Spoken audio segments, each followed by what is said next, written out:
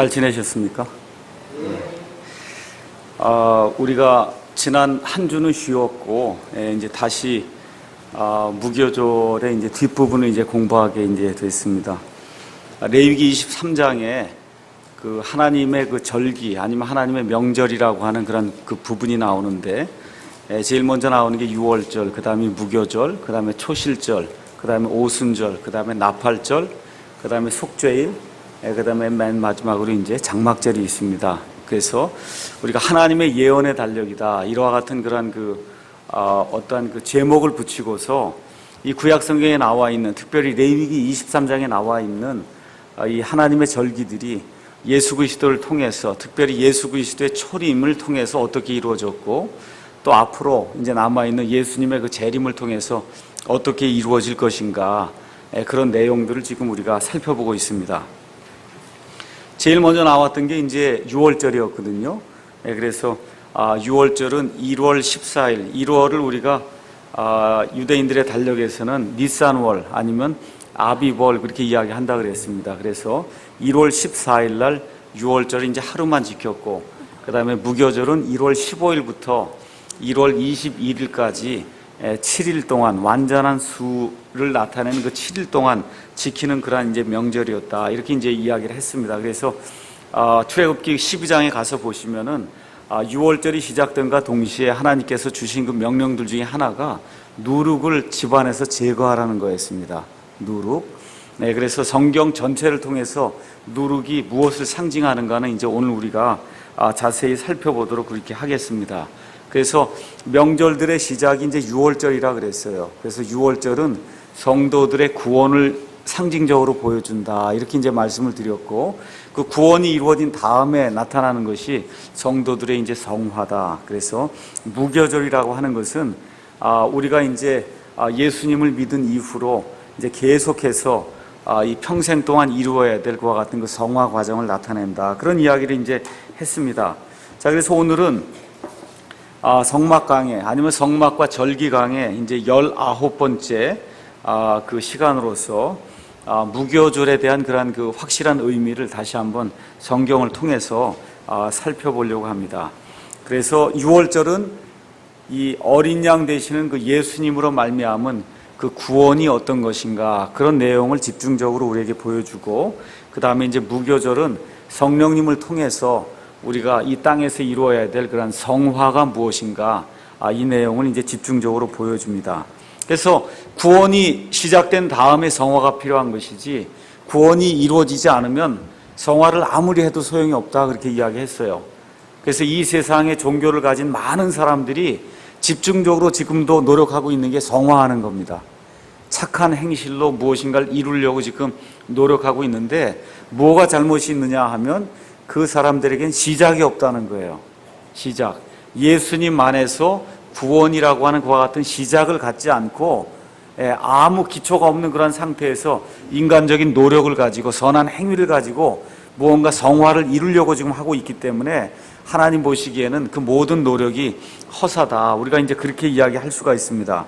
자, 그래서 고린도전서 5장 7절 9절 말씀 가서 보시면은 성화라고 하는 것은 구원이 이루어진 다음에 일어나는 그와 같은 사건이다, 이런 사실을 우리가 알 수가 있습니다. 고린도전서 5장 7절에서 9절에 있는 말씀을 우리가 한번 다시 한번 살펴보도록 하겠습니다. 5장 7절 읽겠습니다. 그러므로 너희는 누룩 없는 자들인즉, 누룩이 없단 말이에요. 새 덩어리가 되기 위하여 묵은 누룩을 제거하라. 우리의 유월절 어린 양 곧 그리스도께서 우리를 위하여 희생물이 되셨느니라. 그래서 이제 누룩을 제거해야 된다.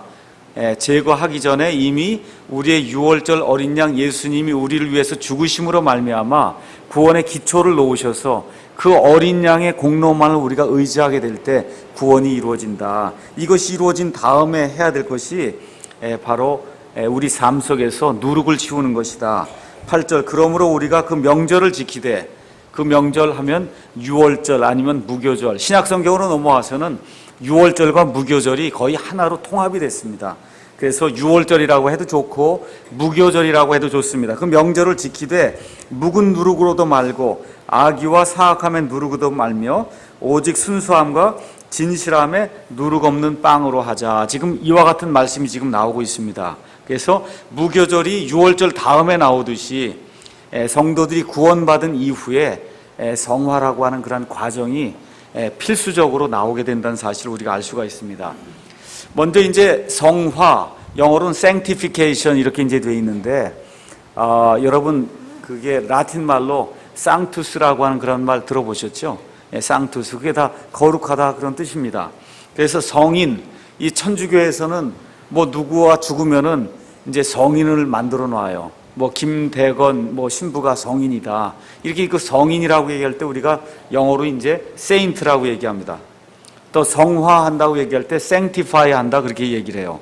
그래서 성화시킨다, 성화, 성인 이런 데 나오는 그 그리스 말은 어원이 어디에서 나오냐면 하기야조라고 하는 그와 같은 그 그리스 단어에서 나옵니다.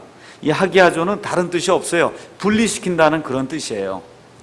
나누다, 분리시킨다 라고 하는 그런 뜻입니다. 그래서 예를 들어 창세기 2장 3절 가서 보시죠. 여러분과 제가 하나님의 말씀을 읽을 때 2장 3절 가서 보시면은 하나님께서 일곱째 날을 복주시고 거룩히 구별하셨으니 이렇게 이제 나옵니다. 거룩히 구별하셨다. 여기.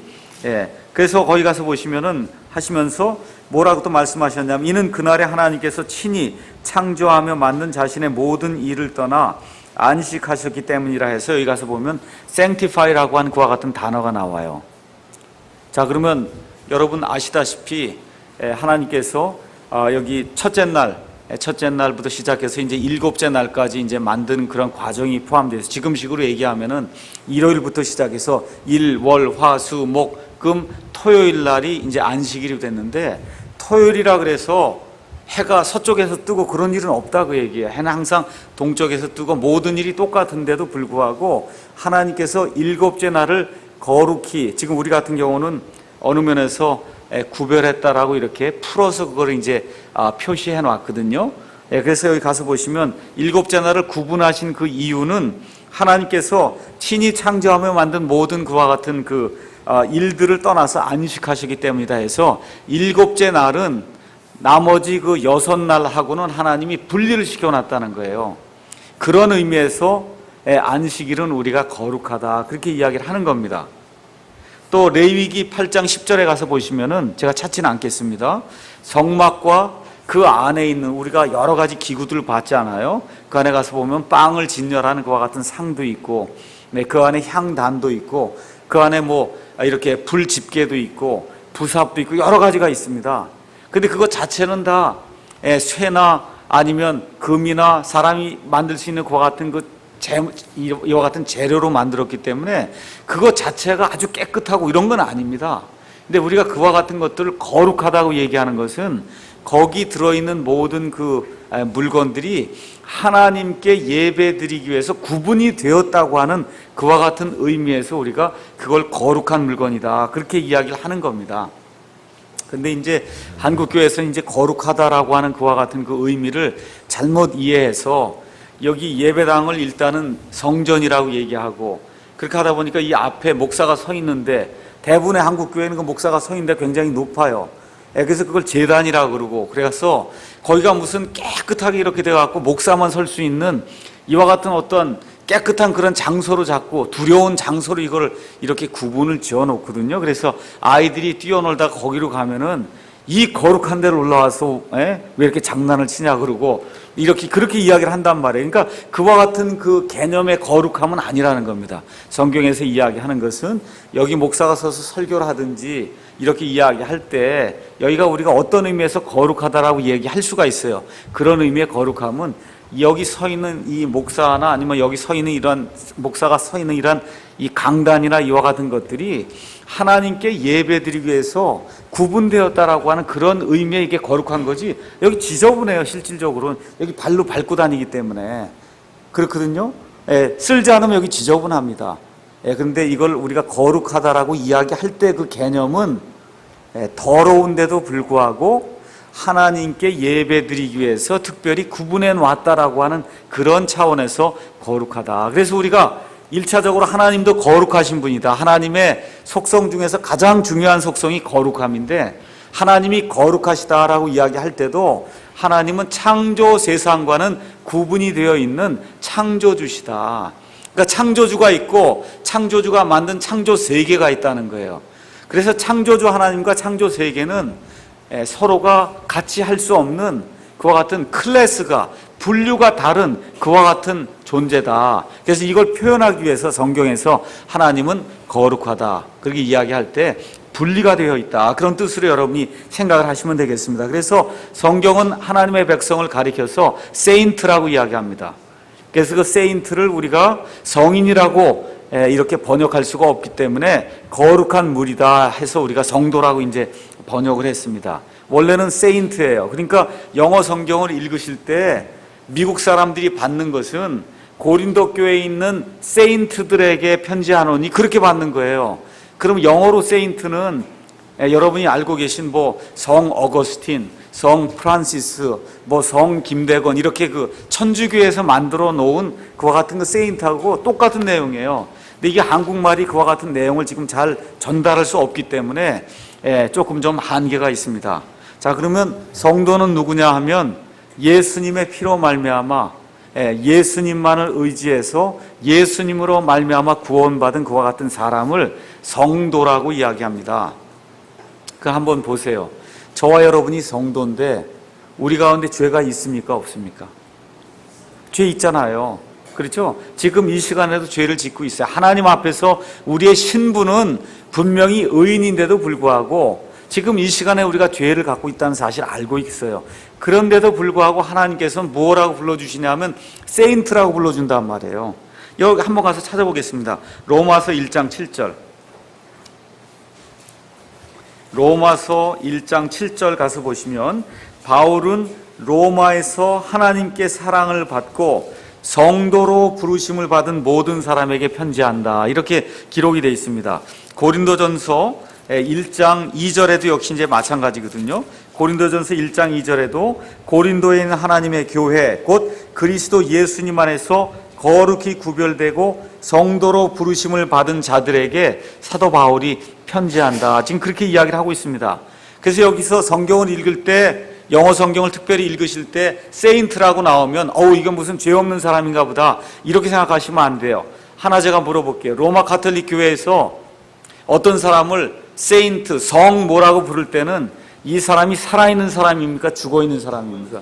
죽어있는 사람이에요. 근데 지금 여기 사도 바울이 고린도 교회나 아니면 로마 교회에 지금 성도들에게 편지를 할 때 이 성도들은 지금 살아있는 사람들입니까? 죽어있는 사람들입니까? 살아있는 사람들이에요. 이 살아있는 사람들 가운데는 아이도 있어요. 아이도 있단 말이에요. 한 10살쯤 먹은 그런 아이도 있고 노인도 있고 장년도 있고 여자도 있고 남자도 있고 남녀노소 빈부 귀천에 어떤 구별이 없습니다. 예수 그리스도 안에 있으면 그러면 누구나 다 성인이라고 지금 하나님이 불러준다, 그 얘기예요. 그래서 어떤 의미의 성인이냐 하면 예수님에 의해서 하나님께로 완전히 구분된 자다라고 하는 그와 같은 의미에서 그 사람을 성인이라고 이제 이야기합니다.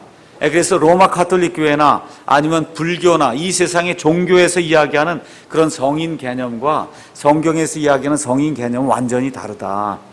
그래서 그 내용을 저와 여러분이 이해하시면은 굳이 뭐 성 프란시스니 무슨 성 어거스틴이 이렇게 부를 필요가 없어요. 저와 여러분이 사실은 성인이기 때문에 그렇습니다.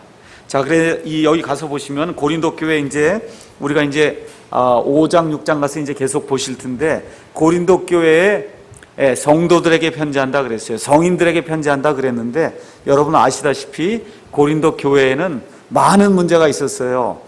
그 많은 문제들 중에 또 어떤 것이 있었냐? 파당 짓는 사람들이 있었어요. 또 자기 아버지의 어머니를 취한, 말 그대로 이건 뭐 근친상간의와 같은 죄를 져서 도저히 세상 사람들도 하지 않는 그와 같은 죄를 지은 사람도 교회 안에 있었단 말이에요. 근데 단지 교회만 다닌 사람이 아니고 교회 안에서 구원을 받은 사람이 그와 같은 일을 했다, 그거예요. 그래서 사도 바울이 뭐라고 얘기하냐면 너희 가운데 그와 같은 사람이 있는데 왜 너희가 그 사람을 내쫓지 않냐 하냐, 그렇게 이야기하거든요. 그런 사람을 성경은 성인이라고 부릅니다. 이게 참 이상한 이야기인데, 제가 지난주에 금요일 날 어떤 분하고 이제 식사를 하게 됐습니다.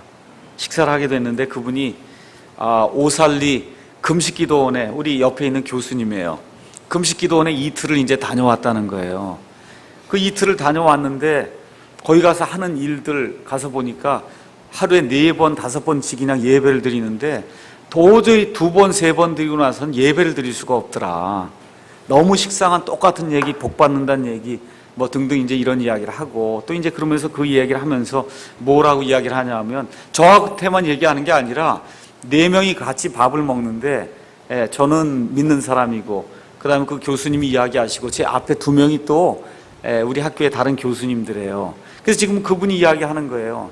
그 많은 돈을, 성도들이 낸 돈을 목사가 가져다가 착복해갖고, 그래갖고서는 자기 아들한테 물려줘서 무슨 스포츠, 무슨 회사를 만들고, 그 많은 돈을 이렇게 하면서 이게 어떻게 하냐고 하면서 수백억 원을 지금 목사가 가져다가 다 횡령했다 그러고, 이렇게 하니까 이 믿지 않는 사람들이 들으면서 그거 오르신 말씀입니다. 이게 교회가 도대체 이게 뭐 하는 거냐고 하면서 맞장구를 치고 그러는데, 제가 낯이 굉장히 뜨겁더라고요.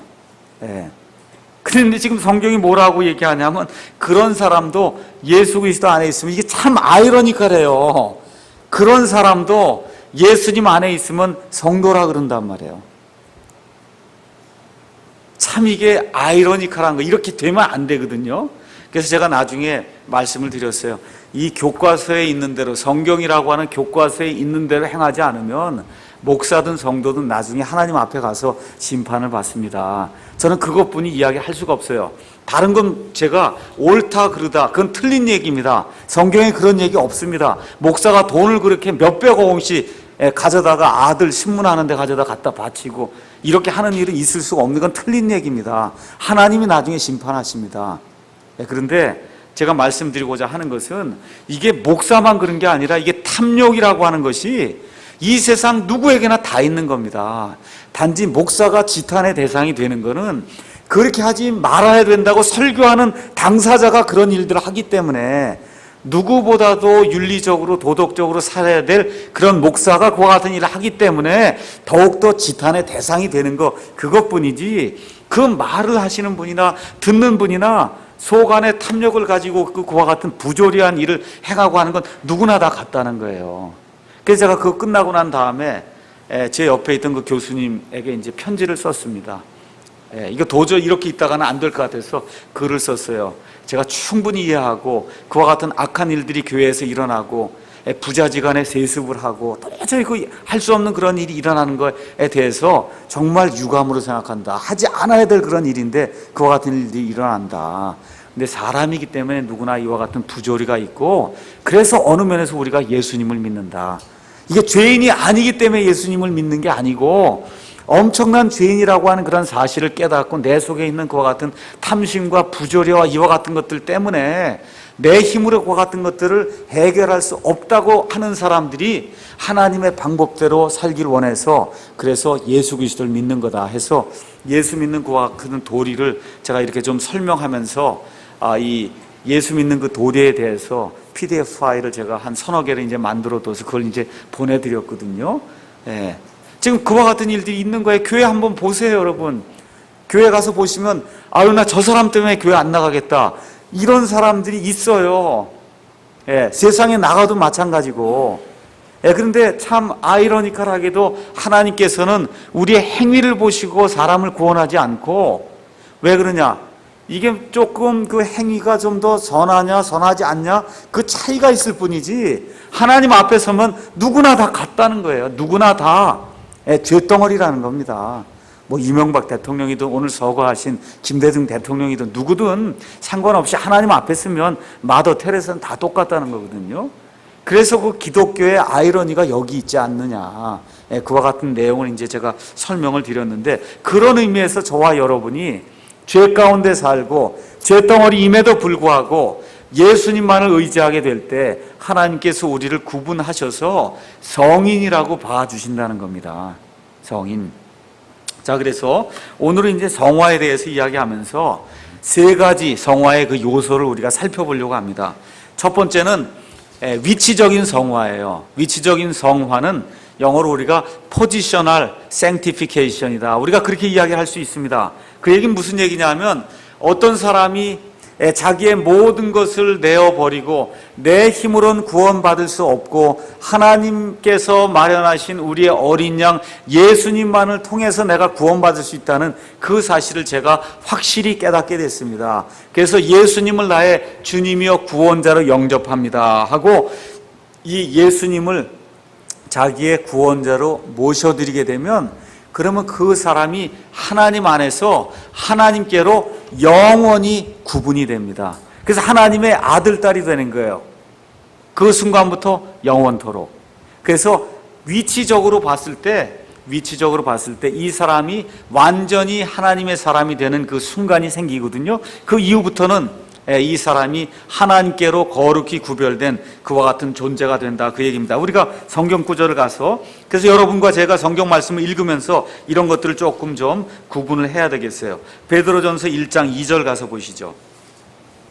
베드로전서 1장 2절 가서 보시면 사도 베드로가 이야기하는 내용이 본도와 갈라디아와 갑바도기아와 아시아와 비두니아에 두루 흩어진 나그네 곧 하나님 아버지의 미리 아심에 따라 성령의 거룩히 구별하심을 통해 순종함과 예수 그리스도의 핏뿌림에 이르도록 선택받은 자들에게 편지한다. 지금 그렇게 이야기합니다.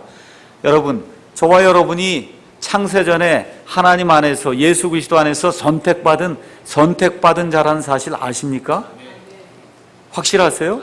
근데 그 선택이, 잘 들으세요, 선택이 무조건적인 선택이 아니라는 거예요. 그러니까 하나님께서 A라고 한 사람은 무조건 천국 가게 선택해놓고 B라는 사람은 무조건 지옥 가게 선택하지 않았다는 겁니다. 선택되었다는 사실은 확실한데 그런 식의 선택이 아니라는 거예요. 어떻게 되어 있냐면 하나님 아버지의 미리 아심에 따라 하나님이 미리 아신단 말이에요. A라는 사람 구원받을지 구원받지 않을지를 다시 말씀드리면 예수 그리스도의 복음이 선포가 될 때 믿을지 믿지 않을지를 하나님이 아시고 미리 아신단 말이에요. 그 미리 아심에 근거해서 보니까 예수님을 받아들여요. 하나님 보니까 이 사람을 선택해 놨다는 거예요. 구원받을 자로. 보니까 이건 죽을 때까지 안 믿어요. 그럼 믿지 않을 자로 해서 하나님이 선택해 놨다. 지금 그렇게 이야기하는 겁니다. 그래서 미리 아심에 따라서 하나님이 선택을 하시면서 성령님의 거룩히 구별하심을 통해 선택을 했다. 지금 그렇게 이야기를 하고 있는 겁니다. 그래서 이와 같은 그 성령님의 거룩히 구별하시는 그 사역은 일회적인 사역이에요. 일회적인 사역. 그래서 위치적으로 저와 여러분이 하나님의 아들, 딸이 되는 그와 같은 이 성화를 가리켜서 우리가 위치적인 성화다, 그렇게 이제 이야기할 수가 있습니다. 데살로니가 후서 2장 13절 한번 가서 보겠습니다. 데살로니가 후서 2장 13절에도 이와 같은 말씀이 나와 있습니다. 그러나 주께 사랑받는 형제들아, 우리가 너희로 인하여 항상 하나님께 감사드려야 하나니 이는 하나님께서 처음부터 너희를 택하사, 어떻게 택하셨어요? 하나님이 미리 아심을 통해 택하시는 겁니다. 택하사 성령의 거룩히 구별하심과 진리를 믿는 것을 통해 구원에 이르게 하셨기 때문이다. 여기 지금 성경에 나와 있는 하나님의 선택과 예정은 모두가 다 미리 아심에 따라 되는 거예요. 미리 아심에 따라. 그래서 이와 같은 내용에 거룩히 구별한다라고 하는 것이 나오면 이것은 하나님께서 우리를 위치적으로 하나님의 자녀로 일순간에 구분하는 그와 같은 일이다. 그래서 이런 내용이 에베소서에 가서 보시면 에베소서 2장에 이렇게 표현이 되어 있어요. 에베소서 2장 가서 제가 잠깐 읽겠습니다.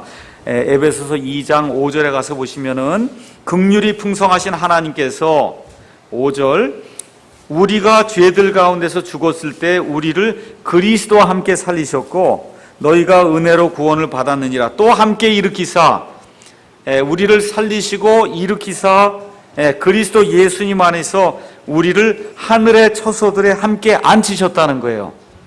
과거에 이미 끝내놓으셨다는 거예요. 이런 의미의 성화를 가리켜서 그거는 위치적으로 하나님의 아들, 딸이 되는 그와 같은 일이 일순간에 예수님을 우리가 개인의 구원자와 주님으로 맞아들일 때 발생한다는 겁니다. 이와 같은 성화를 위치적인 성화다. 이건 두 번 반복되는 일이 없습니다. 하나님이 한 번 너는 내 아들, 딸이다 라고 인을 치시면 나는 신실하지 못한다 해도 하나님께서는 신실하셔서 이 끈을 놓지 않기 때문에 한 번 구원받으면 영원토록 하나님의 자녀로 영원토록 구원받고 영원토록 분리가 되는 거예요. 이런 걸 우리가 위치적 성화다.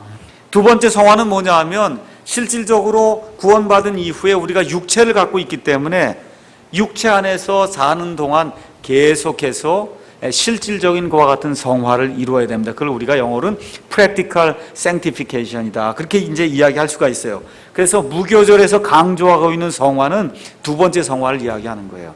그러니까 구원받은 사람이 거기 무교절 가서 보니까 일주일 내내 계속 누룩을 치워야 하잖아요. 한 번만 치우는 게 아니잖아요.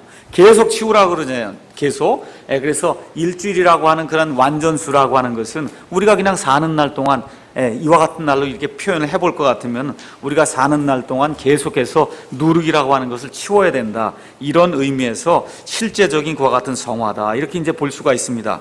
데살로니가 전서 우리가 조금 아까 읽었는데 데살로니가 전서 4장 3절에서 8절에 이제 그와 같은 내용이 나와 있습니다. 하나님의 뜻은 이것이니 곧 너희가 거룩히 구별되는 것이다. 영어로는 sanctification이라고 그렇게 기록이 되어 있어요. 너희는 그래서 이 구체적으로 어떻게 거룩히 구별이 되냐 하면 첫째, 음행을 삼가고 둘째, 너희 각 사람이 거룩히 구별함과 존귀함으로 자기 그릇을 소유할 줄 알되, 여기 자기 그릇은 배우자를 이야기하는 거예요. 읽으실 때 또 무슨 밥그릇으로 생각하시면 안 됩니다. 성경에 많은 경우에 배우자를 그릇으로 표현할 때가 많아요. 자기 그릇을 소유할 줄 알되 하나님을 알지 못하는 이방인들과 같이 욕정의 욕망으로 이렇게 배우자를 소유하지 말라. 지금 그렇게 이야기하는 겁니다.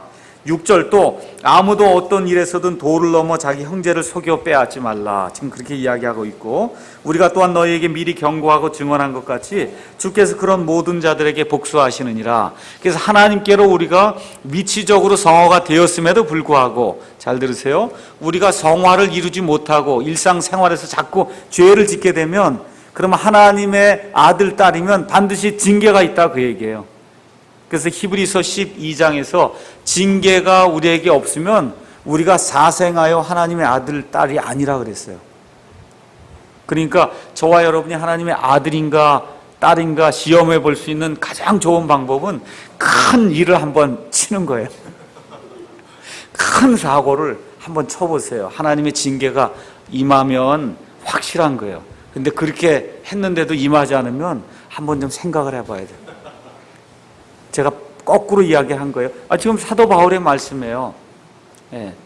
너희에게 징계가 없으면 너희가 사생아라 그랬어요. 사생아는 불법의 아이들이다, 그런 얘기예요. 하나님의 아들, 딸이 아니라는 거예요.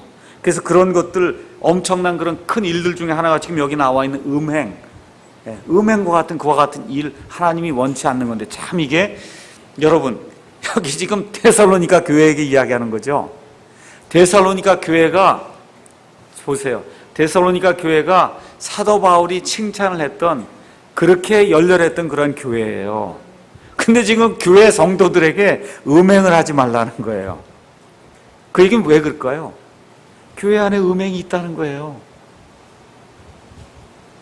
이게 참 묘한 얘기예요. 묘한 얘기예요.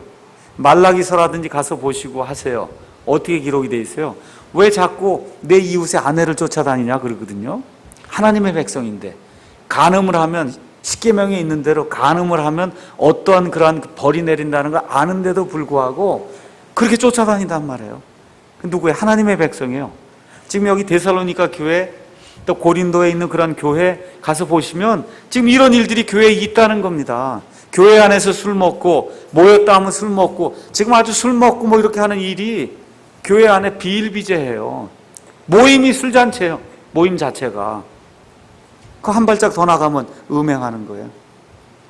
이런 일들이 교회 안에 있기 때문에 하나님께서 사도 바울을 통해서 하나님의 말씀을 주시면서 직접적으로 지금 경고하고 있는 겁니다. 음행하지 마라.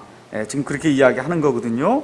7절, 하나님께서 우리를 부정함에 이르도록 부르지 아니하시고 거룩함에 이르도록 부르셨나니, 그러므로 멸시하는 자는, 하나님의 이 말씀을 자꾸 멸시하는 자는 사람을 멸시하지 아니하고 우리에게 자신의 거룩한 영을 주신 하나님을 멸시하느니라. 그래서 성령님이 풀어서 쓰면 뭐예요? 거룩한 영이에요. 아버지 하나님도 거룩하시고, 그렇죠? 그래서 예수님께서 요한복음 17장 거기 가서 보시면 아버지 하나님께 드리는 정말 주기도문이 거기 기록이 돼 있어요. 그때 예수님께서 아버지 하나님을 가리켜서 뭐라고 불러요? 성경에 단 한 번 나와요. 거룩하신 아버지요. 그렇죠? Holy Father라 그런단 말이에요. 그걸 지금 교황이 뺏어다가는 자기를 가리켜서 Holy Father라고 지금 부르고 있거든요. 그래서 예수님이 이 땅에 계시는 동안 하늘에 계신 그 아버지를 가리켜서 단 한 번 부른 그와 같은 호칭이 Holy Father예요. 거룩하신 아버지요.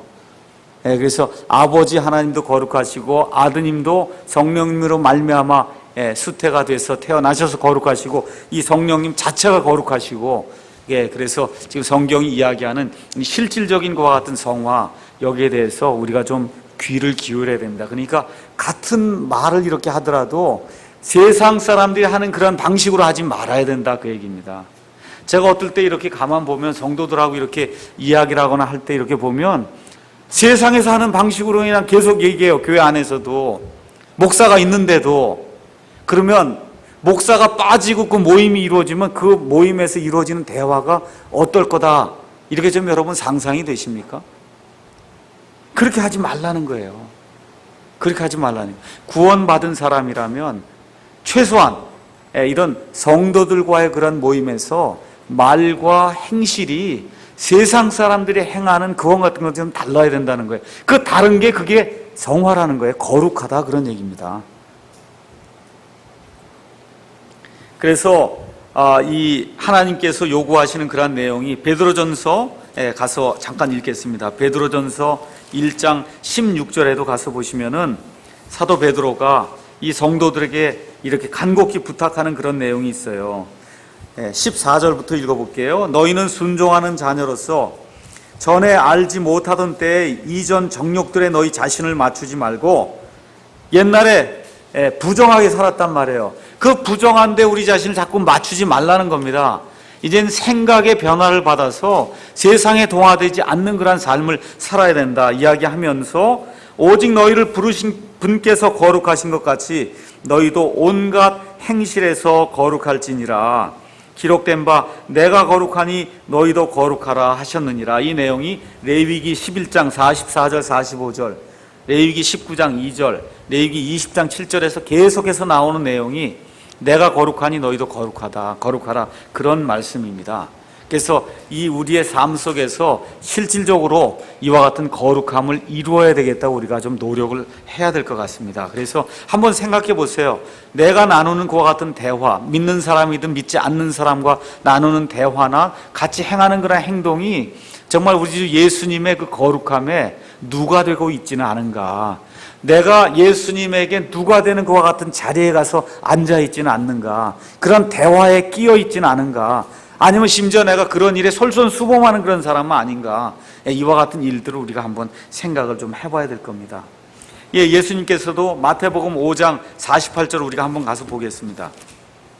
이거 잘 아는 내용인데요.